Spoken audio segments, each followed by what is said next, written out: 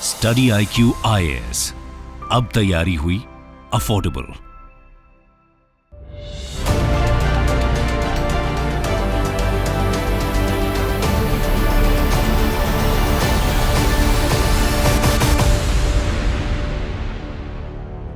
पूरा देश सच जानने के लिए मीडिया की तरफ देखता है और हमारी मीडिया सच को दिखाने से पहले अपने ऊपर बैठे मालिकों को देखा करती है।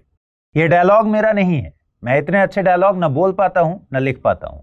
यह डायलॉग है एक मूवी का और मूवी का नाम है द साबरमती रिपोर्ट।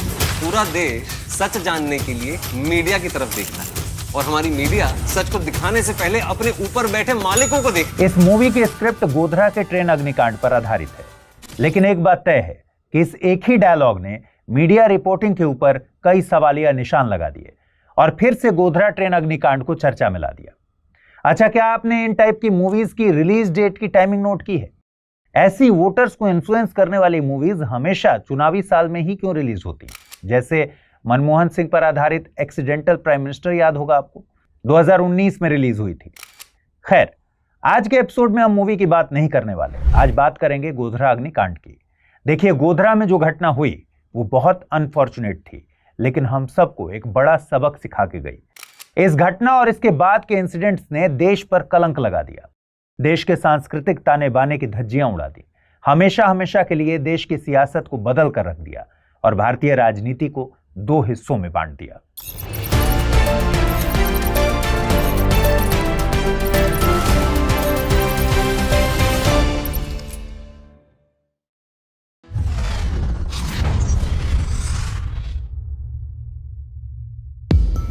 चलते हैं साल 2002 में। 2002 की फरवरी की बात है। विश्व हिंदू परिषद अयोध्या में राम जन्मभूमि में एक पूर्णाहुति महायज्ञ समारोह का आयोजन करने वाली थी। विश्व हिंदू परिषद ने इस पूर्णाहुति महायज्ञ में शामिल होने के लिए हजारों राम भक्तों और कार सेवकों को भारत के कोने कोने से अयोध्या आने के लिए इन्विटेशन भेजा।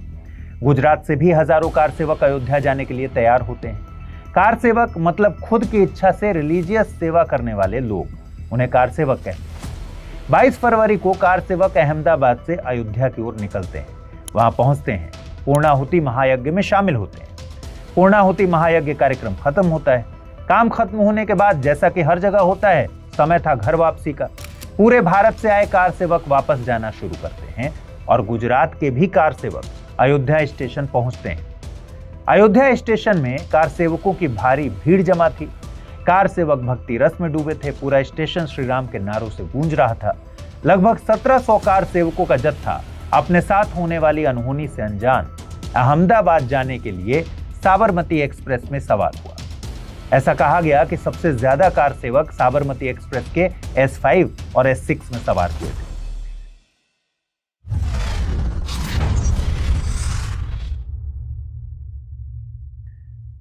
ट्रेन निकल पड़ती है अयोध्या से और 27 फरवरी 2002 को अपने राइट टाइम से लगभग 4 घंटे देरी से पहुंचती है गोधरा। गोधरा में वक्त था सुबह के 7:43। ठंड का मौसम था। कई लोग चाय पानी और दूसरी चीजें खरीदने के लिए ट्रेन से नीचे उतरते हैं। इनमें से कई लोगों को क्या पता था कि ये इनकी लाइफ की अंतिम चाय होने वाली है। ट्रेन का सिग्नल ग्रीन हुआ और ट्रेन चल पड़ी। ट्रेन प्लेटफॉर्म से धीरे धीरे रवाना होती है। तभी किसी ने इमरजेंसी ब्रेक पुल किया और एक तेज आवाज के साथ ट्रेन आउटर सिग्नल पॉइंट के पास रुक जाती है। कहा जाता है कि ट्रेन की चेन एक बार नहीं, कई बार खींची गई। ट्रेन रुकी ही थी, तभी अचानक लगभग 2000 के करीब दरिंदों की भीड़ ने ट्रेन पर हमला कर दिया। जमकर पत्थरबाजी हुई, लेकिन हमलावर दरिंदों की प्यास नहीं बुझी। हमलावरों ने एक एक पत्थर मारने के बजाय पूरी ट्रेन को एक साथ जला देना मुनासिब समझा और इसके बाद वो हुआ जो मानवीय कल्पना से परे है। दरिंदों ने ट्रेन के 4 डिब्बों में आग लगा दी। पता नहीं किस लेवल की घृणा थी, किस लेवल की पिशाचता भरी थी इनके मन में कि इन्होंने निर्दोष लोगों से भरी एक ट्रेन को सुपुर्दे आग कर दिया। आग इतनी भीषण थी कि कई लोगों को डब्बे से निकालने का मौका तक नहीं मिला। कई लोग जिंदा जलकर मर गए, कुछ लोग तो नींद में ही जलकर मर गए। कहा जाता है कि फायर ब्रिगेड को भी भीड़ के द्वारा आग बुझाने नहीं दिया जा रहा था। ऑफिशियल रिकॉर्ड की बात कर लें तो 27 महिलाओं और 10 बच्चों समेत 59 लोगों की जलकर मौत हो गई और 48 अन्य लोग घायल हो गए। आज भी गोधरा जंक्शन पर साबरमती एक्सप्रेस की जली हुई बोगियां खड़ी हैं और उनसे 59 निर्दोषों की चीख सुनाई देती है और वो सिर्फ यही सवाल पूछती है कि हमें क्यों जला दिया गया।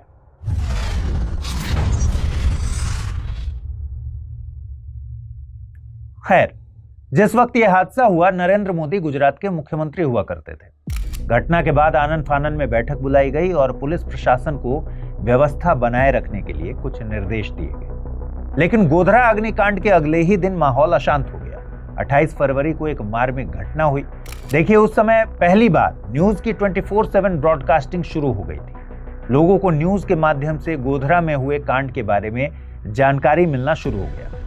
फिर गोधरा से कार सेवकों के शव खुले ट्रक में अहमदाबाद लाए गए। इन शवों को घर वालों को देने के बजाय विश्व हिंदू परिषद को सौंपे जाने का आरोप लगा और जहां जहां ये ट्रक गुजर रहा था वहां लोगों में गुस्सा और बदला लेने की भावना बढ़ती जा रही थी। जल्दी ही ट्रेन को जलाए जाने की इस घटना ने गुजरात में दंगों का रूप ले लिया और फिर पूरा गुजरात देखते देखते जल उठा। अहिंसावादी गांधी की जन्मभूमि में हिंसा का तांडव मच गया। हादसे के बाद गुजरात नहीं रहा। 1 मार्च को भारत बंद की घोषणा हुई। ऐसा आरोप लगाया जाता है कि कथित तौर पर ऊपर से पुलिस प्रशासन को कुछ भी न करने का निर्देश दिया गया था। हालांकि ऐसा कभी साबित नहीं हो सका। एक्शन के रिएक्शन की बात सरेआम हो रही थी। वैसा ही रिएक्शन देखा गया जब इंदिरा गांधी की हत्या के बाद सिख दंगों में देखा गया था।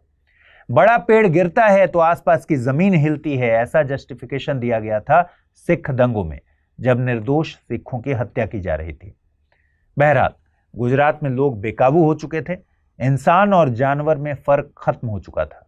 कुछ घटनाओं को देखकर तो लगता है कि इंसान ने दरिंदगी में जानवरों को भी यहां कई मील पीछे छोड़ दिया था। गोधरा दंगों में सबसे ज्यादा अमानवीय घटना हुई अहमदाबाद के नरोदा में। यहां 28 फरवरी 2002 को लगभग 5000 लोगों की भीड़ के द्वारा 97 मुसलमानों की हत्या कर दी गई। यहां दंगा 10 घंटे से अधिक समय तक चला। इसके दौरान भीड़ ने लूटपाट की, धारदार हथियारों से हमला किया, सामूहिक बलात्कार तक हुए और लोगों को जलाया तक गया। यह हिंसा इतनी खतरनाक थी कि सांप्रदायिक हिंसा को सामूहिक हत्या का ऐसा सबसे बड़ा मामला माना गया, जिसमें 10 घंटों के अंदर लगभग 100 लोग मारे गए। इसके बाद राज्य में कर्फ्यू लगा दिया गया और हिंसा को रोकने के लिए भारतीय सेना के जवानों को बुलाना पड़ा। अब आपको बात बताते हैं गुलबर्गा सोसाइटी की। दंगाइयों ने सोसाइटी के बड़े से लोहे के गेट को तोड़ा, सोसाइटी में अंदर घुसे और यहां के मकानों पर हमला कर दिया। पुलिस आई, इनको भगाया भी, लेकिन पुलिस के जाने के बाद फिर ये और बड़ी संख्या में मौत की होली खेलने वापस लौटे। दंगाइयों ने सारे घर लाइन से जला दिए, चुन चुन के लोगों को काटा गया, लाशों के ढेर लगा दी गई, मांस के चीथड़ों और खून से जमीन सन गई। यहाँ कांग्रेसी नेता एहसान जाफरी की भी हत्या कर दी गई थी। आज की तारीख में यहाँ सिर्फ एक मकान गुलजार है। इसमें रफीक मंसूर का परिवार रहता है।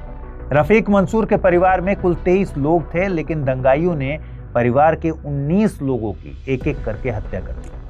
रफीक मंसूर के 5 महीने के छोटे बच्चे तक को भी दंगाइयों ने नहीं छोड़ा, मार डाला। एक और शर्मनाक घटना हुई थी। कालोल कस्बे और आसपास के गांवों में सांप्रदायिक दंगे भड़क उठे। इसके कारण कालोल में हिंदू समुदाय और मुस्लिम समुदाय के बीच झड़पें हुई। इस पूरे मामले में सबसे विवादित घटना कालोल स्थित अंबिका सोसाइटी के पास हुई थी। थाने में दर्ज शिकायत के मुताबिक डेलोल गांव से कालोल जा रहे 38 मुसलमानों के एक समूह पर हमला किया गया और 11 लोगों को मारकर जला दिया गया।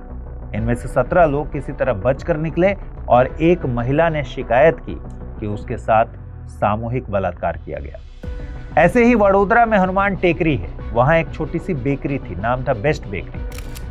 1 मार्च को बेस्ट बेकरी को भीड़ के द्वारा जलाया गया। इसमें 14 लोगों की मौत हो गई और इनमें से 3 हिंदू भी थे। कहा जाता है कि ऐसे दंगाइयों को बाकायदा निर्दोष मुसलमानों के एड्रेस प्रोवाइड किए जा रहे थे ताकि उन्हें ढूंढने में आसानी हो। ऐसे न जाने कितने बलात्कार हुए, लूट, हत्याएं खुलेआम गुजरात में कई जगहों पर ये सब चल रहा था। लॉ एंड ऑर्डर की तो बात ही छोड़ दीजिए, लग रहा था कि इस प्रकार की हैवानियत को रोकने वाला खुदा या भगवान भी गुजरात से कहीं दूर पलायन कर गया है।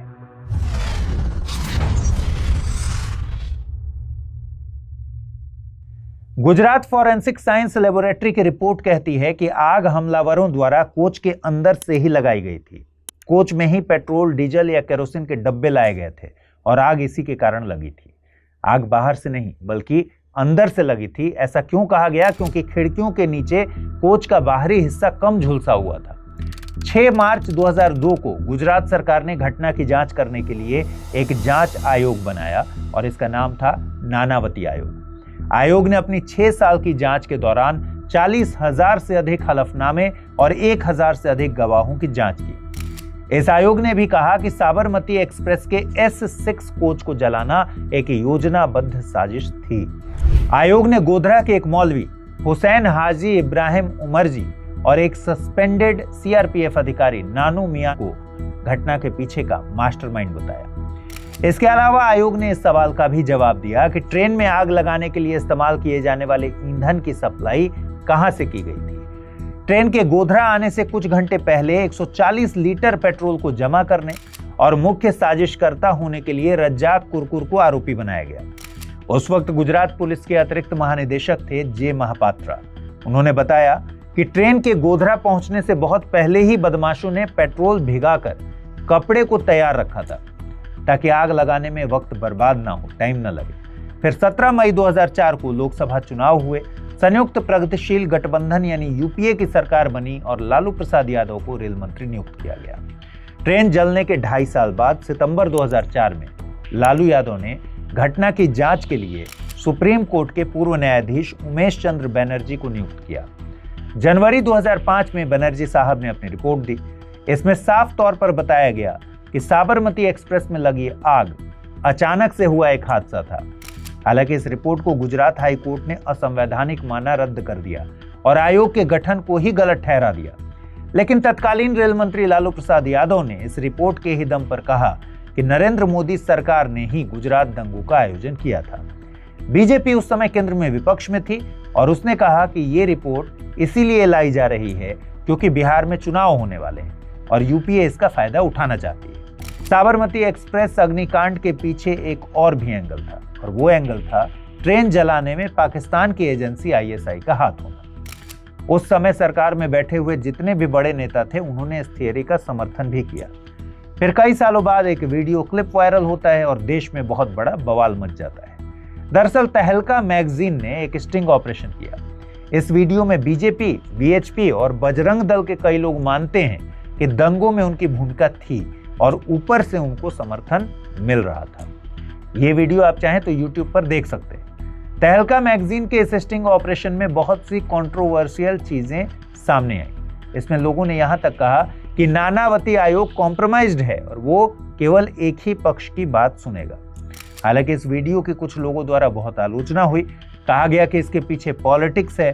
आपको जानकर हैरानी होगी कि इस पूरे मामले में 29 नेशनल और इंटरनेशनल संस्थाओं द्वारा 60 से अधिक जांच की गई और बहुतों ने यही निष्कर्ष निकाला कि सांप्रदायिक हिंसा राज्य के अधिकारियों द्वारा समर्थित थी। यहां तक कि भारतीय राष्ट्रीय मानवाधिकार आयोग यानी NHRC की एक रिपोर्ट में कहा गया कि राज्य लोगों के अधिकारों की रक्षा करने में विफल रहा है। अमेरिका ने भी NHRC की रिपोर्ट के आधार पर कहा कि सांप्रदायिक हमले पूर्व निर्धारित थे, प्लांट थे और मुसलमानों पर हमले के दौरान पुलिस द्वारा कुछ भी नहीं किया गया।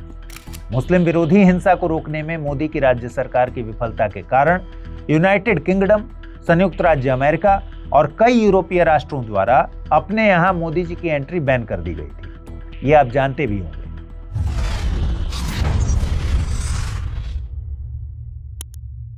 अट्ठाईस फरवरी 2002 तक साबरमती एक्सप्रेस अग्निकांड के लिए आगजनी, दंगे और लूटपाट के आरोप में 51 लोगों को गिरफ्तार किया गया।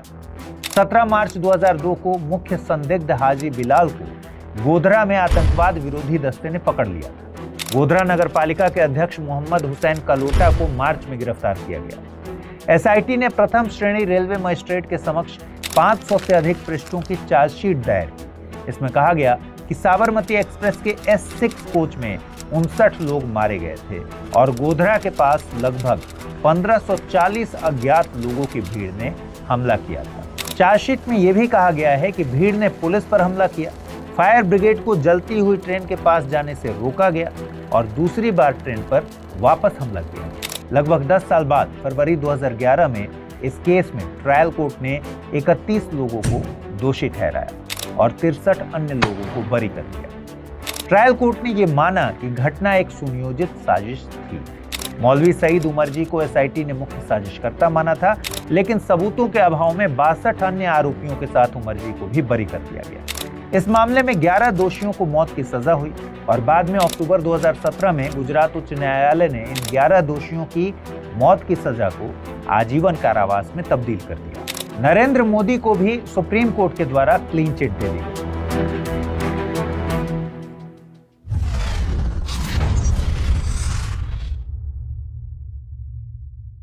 फैसला तो हो गया, कुछ लोगों को सजा भी मिल गई, लेकिन आज भी गुजरात दंगों से रिलेटेड कई पहेलियां हैं जिन्हें सुलझाया नहीं जा सका है। जैसे दंगाइयों ने साबरमती एक्सप्रेस के S5 और S6 कोच को ही निशाना क्यों बनाया? क्या 1992 में हुए बाबरी मस्जिद विध्वंस का और 2002 के कार सेवकों से भरी साबरमती एक्सप्रेस को जलाने में कोई संबंध है? क्या ट्रेन को इसीलिए जलाया गया क्योंकि 1992 में कार सेवकों की भूमिका अयोध्या में विवादित ढांचा को गिराने में थी?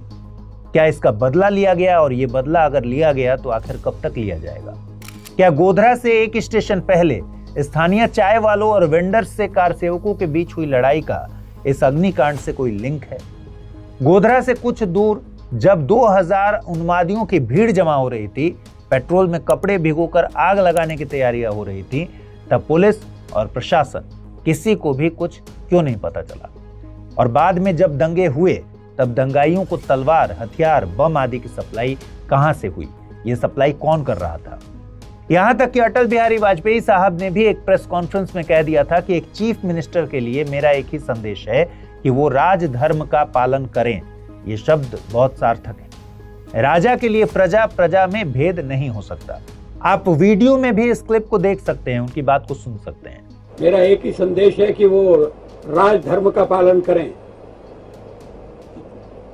राजधर्म, ये शब्द काफी सार्थक है। मैं उसी का पालन कर रहा हूं, पालन करने का प्रयास कर रहा हूं। राजा के लिए, शासक के लिए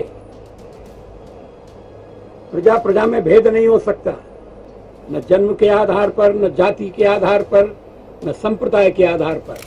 तो सवाल है कि आखिर राजधर्म का पालन क्यों नहीं हुआ?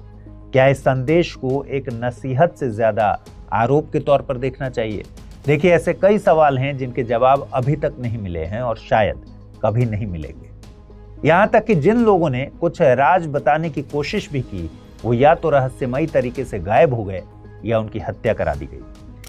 इसके एग्जाम्पल हैं हरेन पांड्या। ये बीजेपी के ही थे और गुजरात के पूर्व गृह मंत्री थे। दंगों के 3 महीने बाद मई 2002 में पांड्या ने गुप्त रूप से न्यायमूर्ति VR कृष्ण अय्यर समिति को अपना बयान दे दिया था। माना जाता है कि इन्होंने वो सारे राज बताने की कोशिश की जो इनकी जिंदगी के लिए खतरनाक हो सकते थे। इसके बाद इनकी हत्या हो जाती है। दंगों में कथित तौर पर सरकार की भूमिका के अलावा दंगों ने मीडिया की भी भूमिका को संदेह के घेरे में खड़ा कर दिया। मीडिया पर भी कई आरोप लगाए गए, जैसे सेलेक्टिव सहानुभूति देने का आरोप, सेलेक्टिव कवरेज करने का आरोप। मीडिया को किसी एक ही पक्ष का खून दिखा, बाकी के प्रति उन्होंने ध्यान देना उचित नहीं समझा। ये छुपी हुई बात नहीं है कि बहुत से मीडिया हाउस कुछ राजनीतिक दलों का संरक्षण पाते हैं, फिर वो रूलिंग पार्टी हो या फिर विपक्षी पार्टी। सबको अपने वोट बैंक की परवाह तो है ही। कई मीडिया हाउसेज ने भी वही दिखाया जो उनके मालिकों को सूट करता था। कई लोगों के लिए लक्ष्मी के आगे न्याय और एथिक्स रहस्यमयी तरीके से गायब हो जाते हैं। यहाँ फिर से द साबरमती रिपोर्ट का वो डायलॉग याद आ जाता है। पूरा देश सच जानने के लिए मीडिया की तरफ देखता है और हमारी मीडिया सच को दिखाने से पहले अपने ऊपर बैठे मालिकों को देखती है। आज इस एपिसोड में इतना ही। फोर्थ डायमेंशन के अगले एपिसोड में फिर से मुलाकात होगी। नमस्कार।